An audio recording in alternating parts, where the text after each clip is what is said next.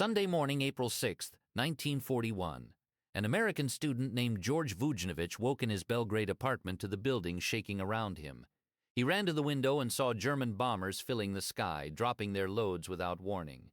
He sprinted 3 miles through the chaos to his fiancée Mirjana Lazic's home, dodging debris and terrified crowds. On the way, a streetcar packed with civilians took a direct hit, exploding into pieces of metal and human remains. That image of the shattered streetcar would stay with him forever. After a harrowing train ride and a strafing attack by German fighters, the couple reached the coastal village of Herceg-Novi. They eventually got seats on a Lufthansa flight out of Budapest. On the plane, Mirjana found herself seated next to Magda Goebbels, wife of the Nazi propaganda minister. When German officers demanded passports, Frau Goebbels intervened, scolding them and ordering them to help her sick seatmate. The couple passed through, later walked a minefield into Turkey, and finally reached the United States. While Vujnovic fled, another Yugoslav was gathering resistance in the mountains. General Draza Mihailovic refused to surrender after the German invasion. He retreated to the rugged region of Ravna Gora with 7 officers and 24 men, building the Chetnik guerrilla army. By 1942, he was hailed across the West as Europe's greatest freedom fighter. Time magazine put him on its cover, and its readers voted him Man of the Year. That admiration did not last. A Soviet mole named James Klugman had infiltrated British intelligence in the Balkans. He systematically falsified reports to make Mihailovic appear passive and collaborationist, while inflating the successes of the communist partisans led by Josip Broz Tito. At the Tehran Conference in late 1943, Prime Minister Churchill and President Roosevelt agreed to cut off support for Mihailovic and throw all Allied backing behind Tito. The general who had once symbolized hope was now abandoned, fighting the Nazis alone in the hills. On May 6, 1944, a B-24 pilot was flying a borrowed plane toward the oil fields of Ploesti. He was superstitious and hated flying a stranger's aircraft. Before takeoff, he had stuffed his estimated return time into a pocket of his flight suit. During taxi, the paper flew out the cockpit window. That felt like a bad omen. The mission turned worse. Over Ploesti, flak shredded the bomber's engines. The crew jettisoned everything heavy, but the plane kept losing altitude. Oliver rang the bailout bell and jumped last.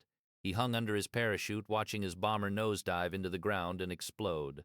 He drifted straight down onto a Serb family having lunch at a wooden table outside their farmhouse. A whole sheep's head sat on the table, staring up at him. The family caught him as he landed, then hugged him and kissed him. They offered him the sheep's eyeballs. Oliver politely declined, but accepted a glass of wine. By July 1944, the German defenses around Ploesti were deadlier than ever. On July 15th, a radar navigator was on his 21st mission aboard a B-17. As he called bombs away, a piece of shrapnel tore through the fuselage and lodged in the engineer's skull. Wilson grabbed a pair of pliers and pulled the metal out with one hard yank. Wilson's plane was losing fuel, with gasoline sloshing ankle-deep in the fuselage. The crew feared a spark would turn them into a fireball. The pilot ordered bailout, and Wilson jumped. From under his parachute, he watched his B-17 fly into a cloud. When it emerged, an undamaged B-17 that had been escorting them stayed too close. Both planes crashed into a mountainside. Everyone in the escort died. Wilson's entire crew survived. That same month, a young navigator on his very first combat mission bailed out. He hit a tree, broke his clavicle, and passed out. He woke to find a heavy-set Serb woman cradling his head. Another B-24 pilot was shot in the leg and surrounded by villagers who hugged and kissed him. A Chetnik bodyguard was assigned to protect him day and night. A machine gunner landed near Lepovo and was greeted by peasants carrying pitchforks, then kisses. Everyone was led into the hills by armed Chetnik escorts, beginning a long march toward an unknown destination. On July 28th, a ball turret gunner climbed into a B-24. He had taught hundreds of men how to use the cramped plexiglass sphere armed with .250 caliber machine guns. Today was his 8th mission, another run to Ploesti. Over the target, flak hammered the bomber. 2 engines died. The plane dropped out of formation and started losing altitude. The pilot ordered bailout. The crew jumped. Musgrove hit the switch to raise his turret back into the fuselage. Nothing happened. The mechanism was dead. He grabbed the hand crank and spun it frantically. 10 minutes passed, the ground coming closer. Sweat poured down his face. Finally, the turret rose enough for him to scramble out. He ran to where he had stowed his parachute, but it was gone, bounced loose by the flak. He found it wedged in a corner, snapped it onto his harness, and rolled out the door. He pulled the ripcord, nothing. He dug into the pack with his bare hands, grabbed the silk and pulled the canopy, caught air, and exploded open above him. He landed in a tree, cut himself free, and bundled the parachute out of sight. All across Yugoslavia, downed airmen were being gathered by Chetnik soldiers and local peasants. The Serbs fed them what little they had: goat cheese, hard bread, sometimes a bit of mutton. The airmen learned not to eat everything offered because the family was sharing their own meager portions. They walked from village to village, sleeping in barns or haystacks, always ready to bolt into the woods at the shout of Germans. The Chetniks moved them constantly to avoid German patrols. One day, Wilson and his crew stopped to swim in a river. They spotted a man downstream, naked, staring at them. They waved.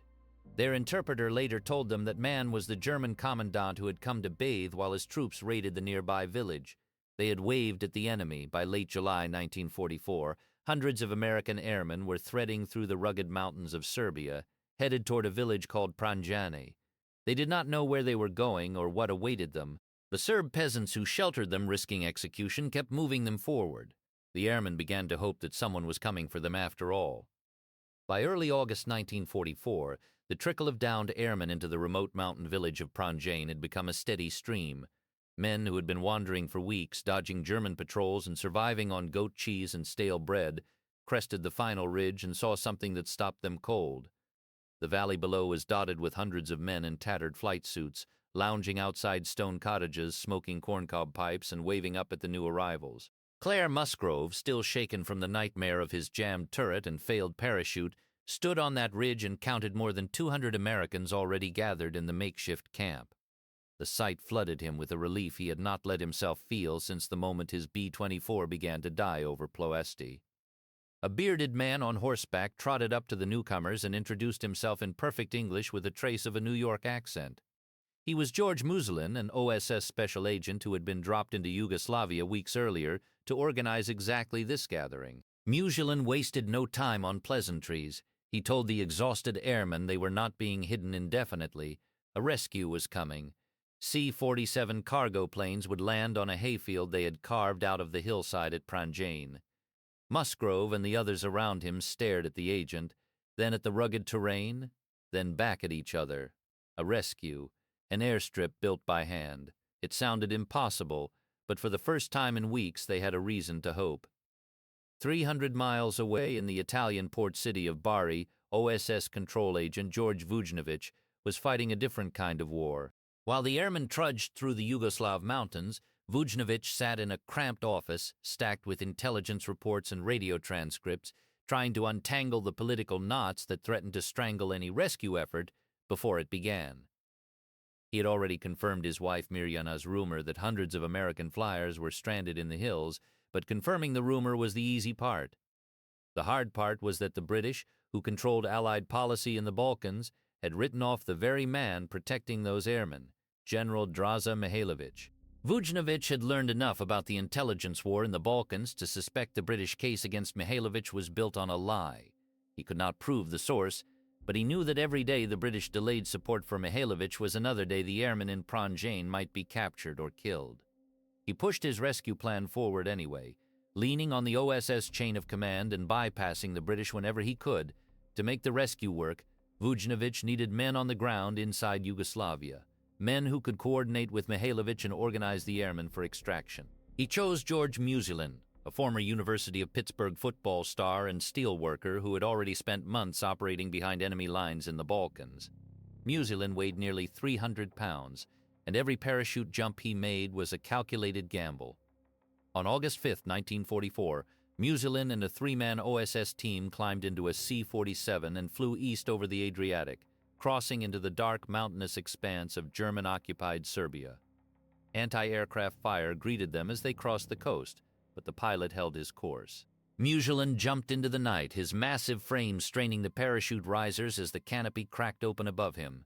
He hit the ground hard, the impact knocking the wind out of him and leaving him stunned for a long moment. But he was alive, and he was on Yugoslav soil within hours. Chetnik guides had located him and escorted him to Mihalovich's headquarters. The meeting was brief and businesslike. Muselin laid out the rescue plan. The OSS would send C-47s to land on a secret airstrip that the Chetniks and the airmen would build by hand. Mihalovic agreed without hesitation. He had been protecting these men for months at great cost, and he was ready to see them home. The daily rhythm of life in Pranjan was harsh and elemental. The American airmen rose with the sun and worked alongside the Chetnik peasants in the fields, hacking at rocky soil with hand tools, herding sheep, and hauling water from springs. Meals were meager affairs: coarse bread baked under hot ashes, a bowl of goat's milk, perhaps a bit of cheese, and some wild plums. The one reliable comfort was rakija, the fierce plum brandy that every household seemed to have in endless supply. The airmen learned to bake bread the local way, burying the dough under an overturned bowl heaped with hot coals, and they learned not to eat too much, because the family they were sharing with would go hungry. Richard Fellman refused to sit idle while the Germans controlled the country around him. He had learned enough Serbian to communicate with the local fighters, and he began joining them on sabotage missions against German supply lines. They worked at night, moving through the dark woods to plant delayed-action explosives in coal tenders on trains bound for the Eastern Front. The bombs would detonate hours later, miles away, making it impossible for the Germans to trace the attack back to the village. Fellman found a grim satisfaction in the work, a way to strike back at the enemy who had shot him out of the sky and who still hunted the men he bunked with every night. The most urgent project in Pranjan was the airstrip. Muselin and his OSS team, working with Mihalovic's engineers, had surveyed the only flat ground in the valley, a hayfield several hundred yards long that sloped gently downhill. Every available man was put to work. They cut down trees with axes, pulled out stumps by hand, filled gullies with rocks, and leveled the earth using teams of oxen dragging heavy logs. The work went on from dawn to dusk under the August sun, the airmen stripped to the waist and sweating, the Chetnik soldiers laboring beside them. The Germans had not yet discovered what was happening in this remote valley, but no one doubted that the clock was ticking that night. The airmen lay on their straw mattresses, listening to the wind in the pines. They wondered if the Germans had heard the rumor of an airstrip. They wondered if the planes would really come. They wondered if they would finally go home. First light on August 9, 1944, found the men of Pranjan standing in the dew-wet grass, staring east. For weeks they had wondered if anyone was coming. Now at dawn they heard it, the distant drone of engines growing louder. Then a C-47 Skytrain, its twin engines humming, dropped low over the ridge and aligned with the bonfires smoldering at each end of the hacked-out strip. The plane was a military workhorse, all aluminum skin and rivets, built to carry cargo but now carrying hope. The pilot cut power and the big transport settled onto the uneven ground, bouncing hard once, then rolling to a stop in a cloud of dust. Before the engines died, airmen were already running from the tree line. Muselin stood at the edge of the strip counting heads as 50 men scrambled up the ramp, their flight suits still smelling of wood smoke and goat cheese. The pilot kept the engines idling, watching the horizon for any sign of German fighters. Then the ramp closed, the throttles pushed forward, and the C-47 lurched down the strip, lifting off just before the terrain dropped away into a ravine. From the ground, the airmen who remained watched the plane climb, bank west, and disappear toward the Adriatic. For the first time in weeks, men who had been living on hay bread and plum brandy allowed themselves to believe. Muselin radioed Bari with a single word: success. That night, the airstrip was lit again, and another C-47 came in. The Germans had not yet discovered the operation. The window was still open. 3 days later, on August 12th, the rescue almost ended before it really began. A C-47 came in overloaded, carrying not 50, but 56 men, every seat filled and others crouched in the aisle. The pilot pushed the throttles forward, feeling the plane shudder as it accelerated down the uneven strip. Halfway to takeoff speed, one engine sputtered and lost power. The plane slewed to the right, the pilot fighting the controls. C-47 ground looped hard, its left wing scraping the dirt before the landing gear dug into a ditch and the plane slammed to a stop. Fuel began spilling from a ruptured line. The men inside did not wait for orders. They hit the doors and tumbled out, running clear of the spreading puddle of gasoline. Miraculously, there was no fire. One man stumbled and cut his hand on a sharp rock, but that was the only injury. Muselin arrived on horseback as the last man climbed clear. He counted heads, then nodded. Everyone was alive that night. A replacement C-47 landed on the same strip and picked up the stranded men, including the crew of the crashed plane. The airstrip had claimed its first victim, but the rescue continued. The Germans still had not come. By August 15th, the operation had shifted from nighttime secrecy to broad daylight. The scale demanded it. Wave after wave of C-47s came in from Italy, landing, loading, and taking off in a rhythm that felt almost mechanical. Over 200 airmen were evacuated in a single day, men who had been living in the hills for months, walking up the ramp in a daze. Muselin stood at the edge of the strip, counting each plane in and out. Then the Germans finally came. A pair of Messerschmitt fighters appeared over the ridge, diving toward the airstrip where a C-47 was still on the ground, its ramp open and men scrambling aboard. The pilot did not wait. He pushed the throttles forward, and the C-47 began rolling before the last man was fully inside. The German fighters opened fire, their rounds stitching the dirt behind the accelerating transport. The C-47 lifted off, turned hard, and vanished into a cloud bank. The fighters circled once, then broke off low on fuel. On the ground, the airmen who had been left behind for the next wave scrambled for cover, then slowly emerged as the sound of German engines faded. The airstrip was still usable. The operation pressed on. Muselin knew that every hour brought them closer to the Germans figuring out what was happening, but the numbers were on his side. Plane after plane kept coming. By dusk, the count stood at over 200 rescued in one day. Through late August and into the autumn, the airlift continued. German patrols probed the hills around Pranjane, but Mihailović's Chetnik pickets kept them at a distance. The airstrip was used again and again, sometimes 3 or 4 flights in a single night. The airmen who had been stranded for months, who had learned to bake bread under hot ashes and drink rakija to forget their hunger, now lined up in the dark waiting for their turn to board. On November 30th, 1944, the last C-47 landed at Pranjane. The remaining airmen, fewer than 50 now, boarded in silence. Muselin was the last man on the ramp, taking one final look at the hayfield that had become a lifeline. The pilot applied power, the plane lifted off, and the airstrip shrank to a scar on the mountainside behind them. In total, 512 Allied airmen had been lifted out of Nazi-occupied Europe. Not one was lost to enemy fire during the evacuation.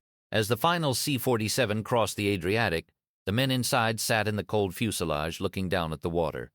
Behind them, Mihailović and his Chetniks remained in the hills, knowing the Germans would hunt them with renewed fury. The rescue was complete, but the story was far from over. For now, the men were going home. What awaited the men who had saved them was a different fate entirely. The war in Europe ended in May 1945. In the hills of Yugoslavia, the Chetnik general who had saved more than 500 American lives was a hunted man. Tito's communist partisans now controlled the country, and they wanted Mihailović dead. He evaded capture for months, moving from village to village as he had during the war. But the net was tightening. In March 1946, Tito's agents finally cornered him in eastern Bosnia and took him to Belgrade. The show trial was a foregone conclusion.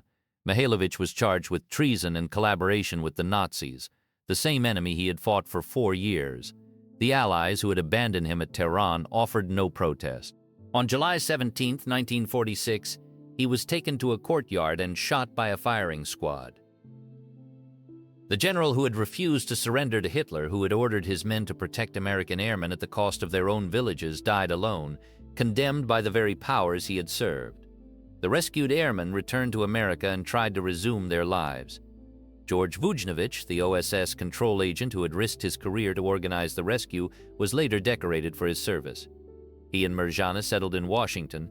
Their shared ordeal in occupied Yugoslavia became a bond that would define their marriage. Radar navigator Robert Wilson, navigator Tony Orsini, pilot Thomas Oliver, and machine gunner Mike McCool each returned to civilian life, carrying a quiet debt to the Serb peasants that no formal recognition could ever fully repay.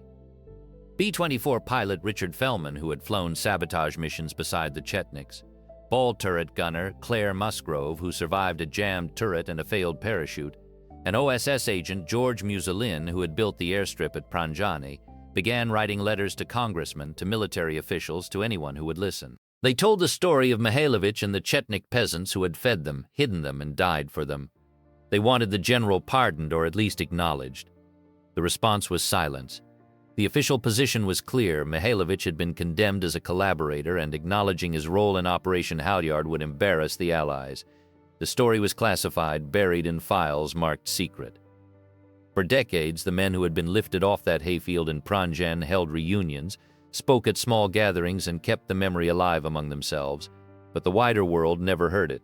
Then, in the 1990s, declassified files revealed the truth about James Klugman, the Soviet mole who had falsified intelligence to destroy Mihailovich.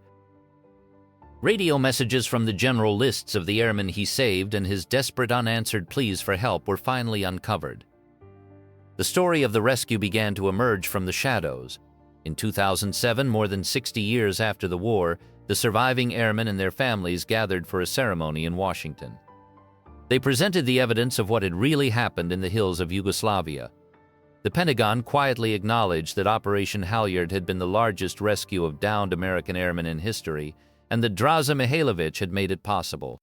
A small plaque was placed, bearing the names of the Chetniks who had given their lives to protect the Americans. There is no reconciling the full tragedy of Mihailovich. He was a hero to the men he saved, and a traitor to the regime that executed him. The same war that demanded such courage also demanded such silence, and the men who came home carried not only their lives, but the weight of a debt that their country would not acknowledge for half a century. In the end, the story of Operation Halyard is not about geopolitics or secret moles or show trials. It is about a hayfield in the mountains and a line of young men running toward a plane, and the bearded, ragged soldiers who stood watch on the ridge above, making sure the boys got home. That is the human truth that no cover-up can bury, and that is what endures.